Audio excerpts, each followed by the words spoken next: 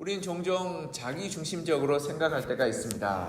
제가 예전에 공부하면서 참 놀랐던 것은 교수님께서 우린 다 이 편향되어 있고 또 자기중심적으로 생각하고 있으며 자기의 문화권과 자기의 가치관과 자기의 그러한 이 배웠던 그 지식을 통해서 모든 것을 판단하고 또 결정한다라고 말합니다. 특별히 제가 외국에서 공부할 때 그 교수님이 우리가 모두 편향되어 있고 또 왜곡되어 있기 때문에 자기가 얼만큼 편향되어 있고 자기가 얼만큼 이 자기의 그러한 중심이 어떤 곳으로 치우쳤는지를 살펴보는 것이 건강하고 올바른 가치관을 확립하고 또 올바른 신학을 하는 데 좋은 디딤돌이 된다라고 말씀하셨던 것이 기억납니다. 이게 그냥 학문적인 부분에서 좀 편향된 아시아 사람과 서구 사람과 또 아프리카 사람의 이 편향적인 것을 자기가 그렇게 조금 편향적으로 생각하면 괜찮은데 이게 조금 심해지면 자기중심적으로 생각하는 경우가 생깁니다. 이 자기중심을 생각하는 것은 예를 들어서 부부가 서로 좋아하는 것과 바라는 것이 다르지 않겠습니까? 어떤 사람은 남자는 운동을 좋아하는데 여자는 앉아서 차 마시는 걸 좋아하는 사람이 있습니다. 근데 남자는 자기가 좋아하는 운동복을 여자 아내한테 줄창 사주면 아내가 즐거워할까요? 왜 또 이런 걸 사왔다고 타박할까요? 타박하겠죠. 나는 운동 죽어도 싫은데 왜 자꾸 운동화 사오고 체육복 사오고 그러냐고. 내가 이거 입고 나갈 일이 도대체 몇 번이 됐냐고 이렇게 속상하게 하지 않겠습니까? 근데 남자는 이거 좋은 신상이야, 너무 좋은 물건이야 라고 갖다 주면서 그 사람도 좋아하고 거라고 생각하는 것이 바로 자기중심적인 사고입니다. 또한 상대방이 바쁜 일 있고 중요한 일로 힘들어하고 또한 일에서 굉장히 분주한 시간을 보내는데 왜 연락 먼저 하지 않지? 날 무시하나? 라고 생각하는 것도 어떻게 봅니까? 상대방을 배려하거나 상대방의 형편을 헤아리기보다는 나 중심적으로 생각하는 겁니다. 그러니 나 중심적으로 나의 감정대로 판단하고 그리고 또한 그것을 요구하고 요청하는 것이 자기 중심적인 태도입니다. 회사에서도 이와 마찬가지입니다. 내가 건의사항을 냈습니다. 나의 아이디어가 너무 좋고 너무 탁월하다고 생각하는데 사람들이 보기에는 이건 실현하기 불가능하고 좀 실현하기 어렵다는 거죠. 그러니까 이건 좀 고민해 봅시다 라고 생각하고 이렇게 보류하고 잠정적으로 이렇게 물리쳤는데 근데 아니 왜 내 의견을 받아들이지 않지? 나를 무시하는 건가? 나를 따돌린 건가? 나의 실적을 빼앗는 건가? 이렇게 생각하게 될 때 어떻습니까? 이거는 이 자기중심적인 사고인 것입니다. 예를 들어서 우리 교회에서도 그렇지 않겠습니까? 교회에 어떤 기자재를 한 2천만 원짜리 있으면 좋겠다라고. 그래서 건의를 했습니다. 근데 교회 사정상 지금 당장 2천만 원을 지출하기에는 형편이 좋지 않아서 이건 다음에 한번 생각해 봅시다라고 이야기하는데 교회가 나의 건의를 받아들여지지 않아서 속상하고 교회가 의사소통을 제대로 하지 않는다라고 이야기한다면 그것은 상대방과 그리고 공동체의 사정을 헤아리지 않고 자기중심적으로 생각하는 것입니다. 여러분 이렇게 될 때 우리가 정말 자기중심적으로 생각하게 될 때 우리는 종종 오해와 갈등과 불신이 일어나게 되는 것입니다. 그리고 나의 의견이 받아들여지지 않는다고 해서 무시하거나 독선적이지 않음을 우리가 잘 이해하고 그래서 계속 그것을 의사소통을 하는 것이 중요한 겁니다.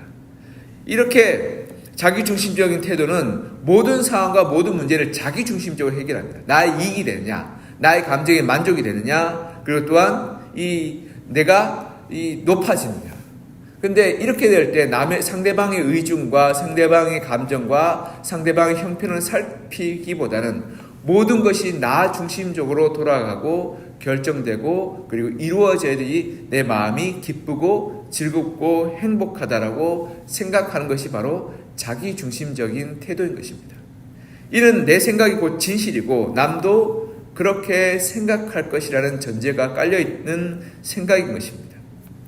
물론 이런 사람이 꼭 악의로 하는 것은 아닙니다. 왜냐하면 이 악의가 아니라 순수하게 그냥 내 형편과 내 상황만 생각할 뿐 상대방을 헤아리지 못하고 상대방의 상황을 이해하지 못할 뿐입니다. 그래서 다른 사람을 해치거나 못된 마음으로 내가 이렇게 해야지라고 하는 것이 아니라 나 중심적으로만 생각하다 보니까 상대방을 이해하지 못하고 헤아리지 못하는데 그것이 다른 사람들로 하여금 자기 뜻대로 움직이게 하며 자기의 생각을 강요하게 하는 잘못된 길로 나아가게 돼서 악의가 없는 가해자가 되는 것입니다.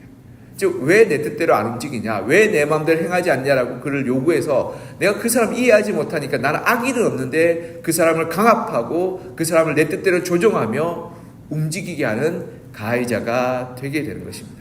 예를 들어서 한번 생각해 보십시오. 회사에서 중요한 일이 있어 일주일 내내 야근했습니다. 밤 11시까지 야근하고 금요일날 그 일을 다 끝마쳤습니다. 11시에 이제 10시에 이제 끝마치고 이제 집에 와서 쉬겠다라고 사원이 오늘은 그래도 집에 와서 내일 이제 주말에 좀 쉬겠다라고 생각하는데 상사가 일주일 동안 야근했으니까 내가 밥을 쏟게 가자라고 이야기하면 그걸 기뻐하면서 감사합니다라고 생각할까요? 피곤해 죽겠는데 왜 자꾸 부르나라고 생각할까요?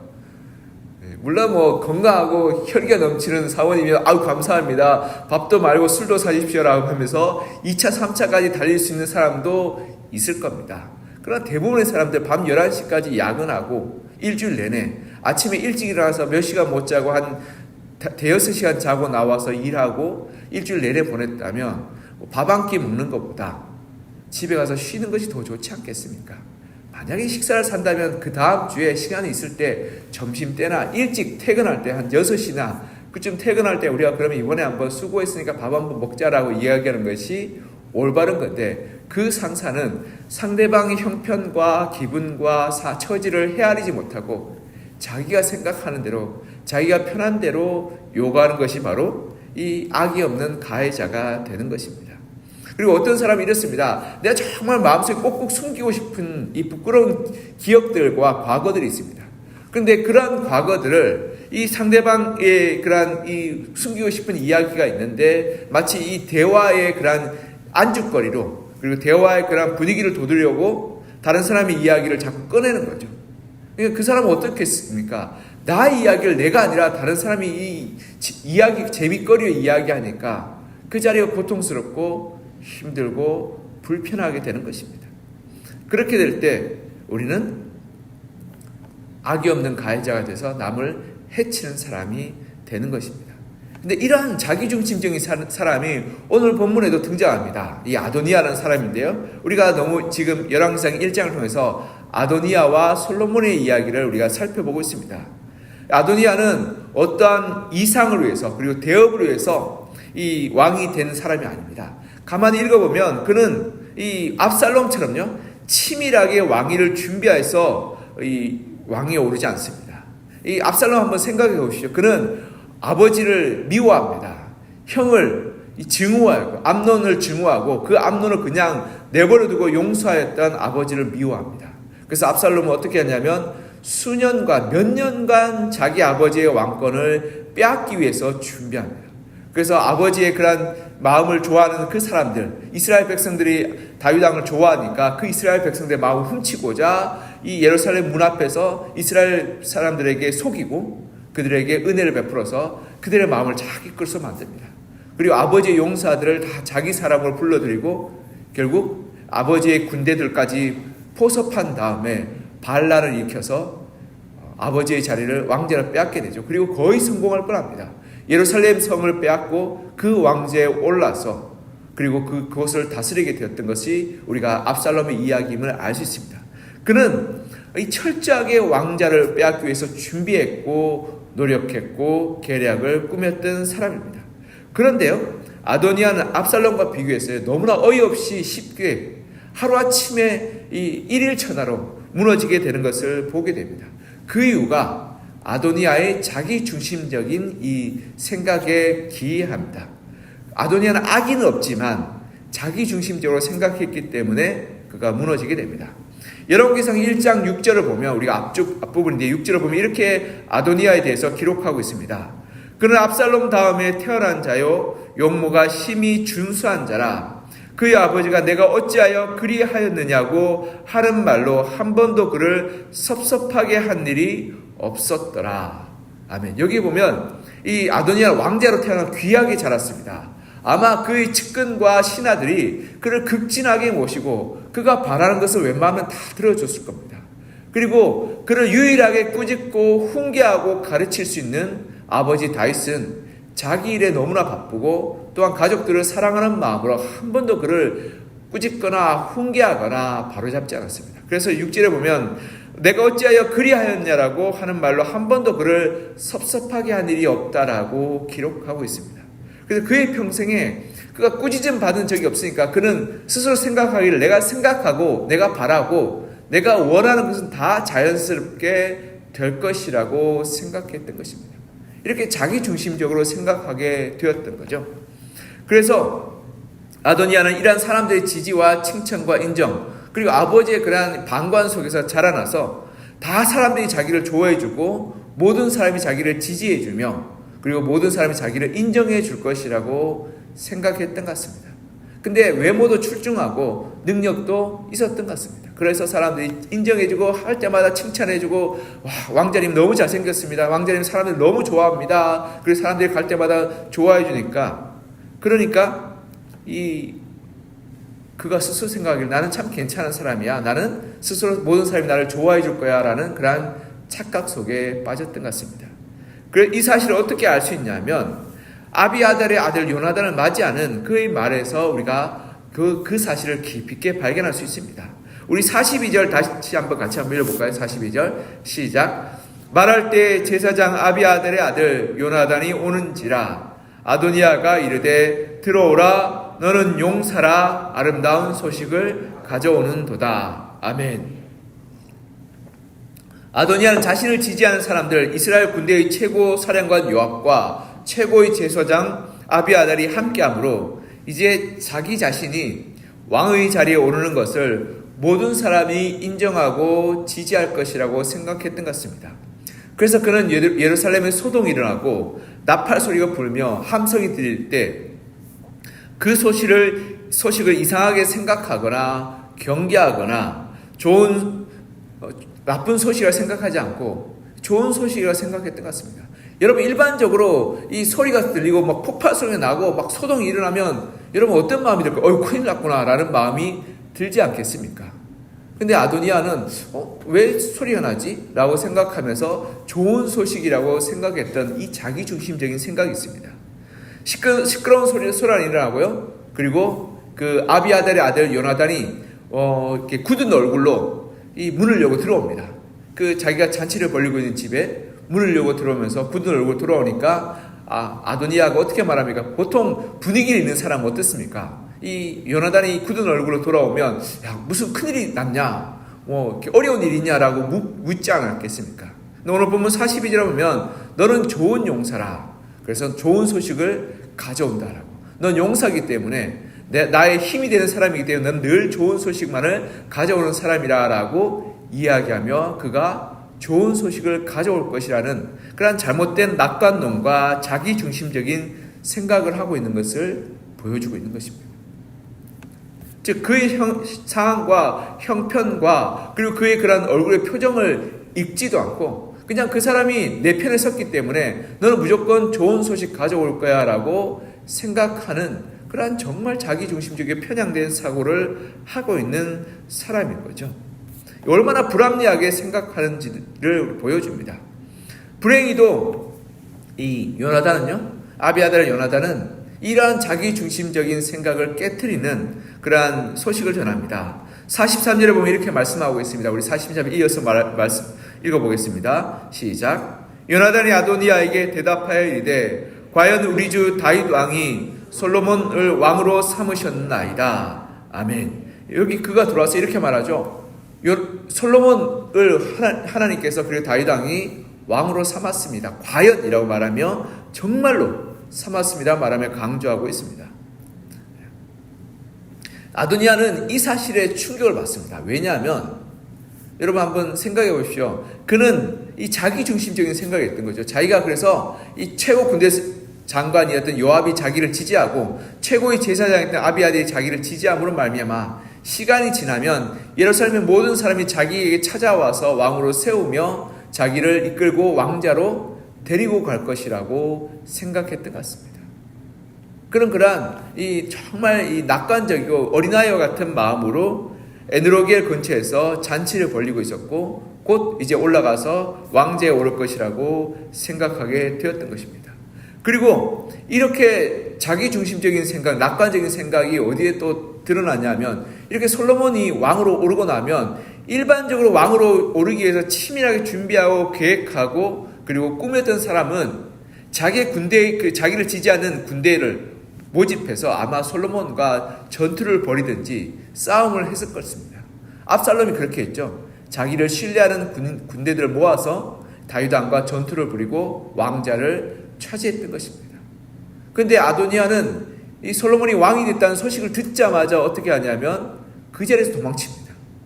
얼마나 자기가 이 우스운 모습이겠습니까? 그러니까 이 아도니아는 악의가 없이 그냥 사람들이 자기를 지지해 주니까 그래 내가 왕이 돼야 될 때가 됐지라고 생각하고 왕의 자리에 올랐던 것입니다. 그러니까 아버지의 마음도 헤아리지도 않고 하나님의 마음도 헤아리지도 않고 그리고 다른 사람의 마음을 헤아리지도 않은 채 사람이 날 좋아해 주고 지지해 주니까 그래 내가 왕이 될 거야 라고 생각하고 왕에 올랐던 무책임한 사람이었던 겁니다. 그러니 자기 뜻대로 안 되니까 두렵고 놀라고 당황해서 성막 안으로 뛰어 들어가서 그 성막에 있는 단에 뿔을 잡고 나를 살려주지 않으면 이 뿔을 놓지 않겠다라고 말하는 이 어린아이가 떼를 쓰는 것과 같은 모습을 보여주고 있는 것입니다. 그래서 결국 아도니아는 그 어린아이와 같은 모습 때문에 살아나게 됩니다.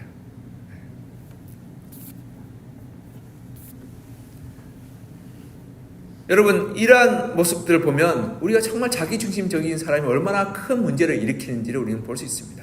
우리가 자기중심적인 사람이 가정에 있으면 가정의 가장이 되면 가정의 자녀들이 고통스럽습니다. 왜냐하면 다 내 마음 같거든요. 내 마음 같아서 아이들이 내 뜻대로 움직일 것 같고 나의 배우자가 내 뜻대로 행동해 줄 것 같습니다. 그래서 이 자기중심적인 사람은 집이 내 뜻대로 내 마음대로 움직여주고 세워져야지만이 될 것이라고 생각하고 내가 좋아하는 것 상대방이 좋아할 것 같고 내가 원하는 것 상대방이 원할 것 같이 생각하기 때문에 다른 이들은 고통과 그리고 아픔을 겪게 되고 말을 하다 보면 어떻게 되냐면 자기중심적인 사람과는 대화가 통하지 않습니다. 다 자기 뜻대로 자기 생각대로 동의하고 인정해 주지 않으면 대화가 되지 않습니다. 그러하기 때문에 마치 벽을 보고 이야기하는 것 같고 그래서 아이들이 이 자기중심적인 부모와 만나게 되면 대화를 하지 않습니다. 왜냐하면 부모한테 얘기해도 이미 답이 정해져 있고 그리고 자기가 원하는 답대로 하지 않으면 싫어하기 때문에 이 대화가 되지 않습니다. 자기중심적인 사람이 이 기업의 상사가 되면 너무 피곤하고 힘듭니다. 자기가 잘나서 잘 되는 줄 알고 그리고 부하 직원들의 노력과 인정과 수고를 인정하지 않으며 그의 형편과 상황을 살피지 않습니다. 그냥 내 뜻대로 내 마음대로 내가 원하는 대로 되어야지 생각합니다. 그리고 더 나아가 또한 교회에서도 자기중심적인 사람이 많아지게 될 때 교회는 고통과 분란과 어려움이 일어나게 되는 것입니다. 오늘 본문의 아도니아가 그가 만약 서민으로 자기중심적인 사람이었다면 그냥 그 가정만 혼란스럽고 말았을 텐데 그가 왕자로서 자기중심적인 사람이었기 때문에 나라가 흔들릴 뻔하는 큰 반란의 일들이 일어나게 되었던 것입니다. 그러하기에 우리가 정말 내가 자기중심적인지 성숙한 사람인지를 한번 돌아봤으면 좋겠습니다. 성숙하고 건강한 사람은 내 마음을 잘 살필 뿐 아니라 다른 이의 마음도 이해하고 헤아릴 줄 아는 사람입니다.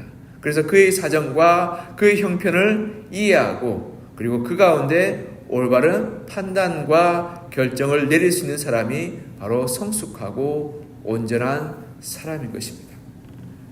그 사람은 왜 이렇게 행하지 않냐? 그 사람은 왜 이렇게 내 뜻대로 내 마음대로 내가 생각한 대로 하지 않냐라고 요구하고 그리고 생각하는 것이 이 자기중심적인 생각이고 우리가 상대방을 배려하는 사람은 어떻습니까? 그 사람이 이렇게 행동하는 것은 이러한 이유와 이러한 형편과 이러한 사정이 있을 거야 라고 생각하는 것이 남을 배려하는 사람인 것입니다. 예를 들어서 여러분 한번 생각해 보시죠. 중직자가 되면 장로, 권사, 안수집사가 되면 매일 새벽기도 나오고 모든 예배에 참석하고 교회 봉사 열심히 하는 것이 올바르죠. 그러나 사람마다 사정이 있지 않겠습니까? 예를 들어 직장 다니는데 아침에 6시에 출근하고 또 밤에 11시에 퇴근하는 그런 굉장히 빡빡한 일정으로 사는 사람이면 여러분 새벽기도 잘 나올 수 있겠습니까? 물론 어떤 사람은 6시에 출근하니까 5시 반에 새벽기도 드리다가 바로 출근하면 되지 않냐라고 이야기하지만 그게 그렇게까지 녹록하지만은 않은 것 같습니다. 그리고 밤에 늦게까지 일하다 보면 참 이 평일에 뭔가를 하기가 참 어렵기 때문에 예배 출석하기도 참 어려운 상황 가운데도 있는 것입니다. 그러하게 우리가 그러한 사정과 형편을 잘 헤아려주고 그 외에 그 사람이 할 수 있는 것을 도울 수 있는 것이 남을 배려하고 섬기는 것입니다. 여러분, 어린아이일 때야 부모님을 힘들게 하지만 우리가 장성해서 자기중심적으로 행동하게 될 때 우리는 가정을 어지럽히고 그리고 교회 공동체를 혼란스럽게 하며 그리고 사회를 분열시키는 그러한 사람으로 전락할 수 있게 되는 것입니다. 사랑하는 성도 여러분, 성숙한 그리스도인은 나보다 남을 낮게 여기는 사람입니다. 남의 사정과 형편을 헤아리는 사람입니다. 그래서 그의 형편과 사정과 마음을 헤아려주고 그리고 이해해주는 사람이 바로 성숙한 그리스도인인 것입니다. 우리가 그러한 사람들이 세웠으면 좋겠습니다. 빌립보서 2장 4절에서 5절에 이렇게 말씀하고 있습니다. 아무 일이든지 다툼이나 허용으로 하지 말고 오직 겸손한 마음으로 각각 자기보다 남을 낮게 여기고 각각 자기의 일을 돌볼 뿐더러 또한 각각 다른 사람들의 일을 돌보아 나의 기쁨을 충만하게 하라. 아멘. 빌립보서 이렇게 말씀하고 있습니다. 내가 내 자신을 돌볼 뿐 아니라 다른 사람들을 이해하고 그래서 다른 사람을 섬겨주고 돌보아줘서 성숙한 사람이 되며 또한 우리가 나 중심적으로 다른 사람을 판단하고 정죄해서 다투거나 그리고 나를 높여서 스스로 높여서 허용으로 하지 말고 겸손한 마음으로 나보다 남을 낮게 여겨서 남을 배려하고 섬기고 그리고 사랑하여서 자기중심적인 그러한 태도, 어린아이와 같은 모습에서 벗어나서 성숙한 어른으로 남을 품어주고 사랑하고 용납하고 이해하는 사람으로 살라라고 권면하고 말씀하고 있습니다. 아도니아의 비극은 그가 악이나 그러한 죄로 가득 찬 사람이 아니라 자기중심적인 사람이었기 때문에 이러한 비극이 일어나게 되었던 것입니다. 우리가 이 겸손한 마음으로 남을 배려하고 섬김으로 가정을 세우고 교회 공동체를 세워나가는 그러한 성숙한 그리스도인, 성숙한 어른으로 우리가 오늘 하루도 달려가고 살아가는 여러분과 저가 되기를 이장 간절히 소망하며 축복합니다. 기도하겠습니다. 사랑과 은혜가 풍성하신 하나님 아버지, 오늘 열왕기상 말씀을 통하여서 아도니아는 참 어린아이와 같이 다 자기 뜻대로 풀려나갈 것처럼 생각하였고 자기 마음대로 일이 진행될 것처럼 생각하였고 모든 사람이 자기를 좋아해주고 자기를 지지해줄 것이라고 생각하였던 어린아이와 같은 마음이 있었던 것을 보게 됩니다. 그러하였기에 그가 스스로 왕의 자리에 오를 때 모든 사람이 자기를 왕으로 인정해주고 추대해주고 지지해줄 것이라고 생각하였으며 그래서 아버지에게 묻지도 않고 하나님께 구하지도 않은 채 그냥 스스로 왕의 자리에 올랐던 것을 보게 됩니다. 그래하여서 이스라엘에게 반란의 그런 불씨를 피웠고 큰 갈등과 어려움으로 이어지게 했던 것을 보게 됩니다. 하나님, 우리가 정말 아도니아의 어린아이 같은 모습을 이 반면교사 삼아서 우리 자신이 자기중심적으로 행동하고 있는지 돌아보게 하여 주시고 하나님, 빌립보서의 말씀처럼 나보다 남을 낮게 여기고 우리가 우리의 삶을 잘 돌아볼 뿐 아니라 남의 삶도 잘 돌아보아서 남을 품어주고 도와주고 섬겨주고 상대방의 처지와 상황을 헤아려 줄 수 있는 그러한 성숙한 어른이요 그리스도인이 되게 하여 주시옵소서.